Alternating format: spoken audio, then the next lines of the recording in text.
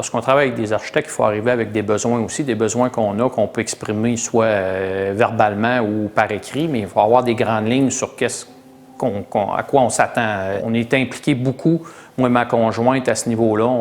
C'est un projet qu'on rêvait depuis plusieurs années, puis on y avait pensé beaucoup. Donc, je pense que l'avantage d'embaucher des architectes, c'est qu'ils sont capables de réaliser à leur façon des idées que nous, des concepts à lesquels on tient, là, comme les 3 portes de garage, les aires extérieures, la piscine, des choses qu'on tenait beaucoup.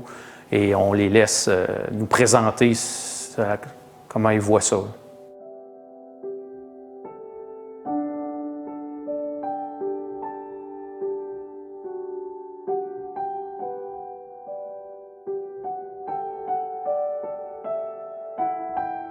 Le choix qu'on a fait de faire construire une résidence de cette envergure-là, je pense que c'est d'avoir les enfants qui en profitent à chaque jour, les amis qui viennent, la piscine, tout est fonctionnel.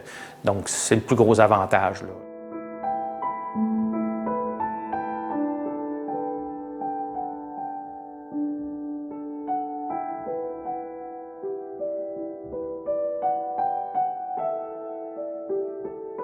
L'emplacement, c'est un hasard. C'est un terrain que mon voisin a décidé de cadastrer pour vendre. Donc, il y avait quand même des contraintes importantes au niveau de la marge de recul arrière, donc un 20 mètres dû à Rivière-Beauport. Donc, on ne pouvait pas aménager la maison de la façon dont on voulait. Donc, la maison a été vraiment implantée en fonction du site. Donc, la première chose, la plus grande erreur que les gens font, c'est que les gens partent avec un plan de maison, ils travaillent dessus pendant 6 mois, puis ils essaient de l'implanter sur un terrain.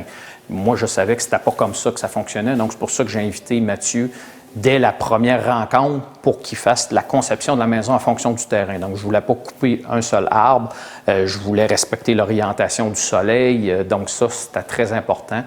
Donc, il y avait aussi la maison ancestrale de mon voisin, donc qui est un critère important, malgré le peu de contraintes qu'on avait de la ville au niveau des restrictions de matériaux ou on avait le droit d'avoir des toits plats. Bref, on n'avait pas de restrictions vraiment du côté de la ville, mis à part la hauteur de 30 pieds du toit. Donc, c'est plus mon voisin en vendant le terrain qui s'était gardé un certain droit de record pour être certain d'avoir une maison qui s'intègre bien avec la maison patrimoniale. Donc, je pense que le style contemporain, moi et Mathieu, on a réussi à le convaincre que c'était un bon choix là, d'avoir une maison contemporaine là, juxtaposée à une maison patrimoniale.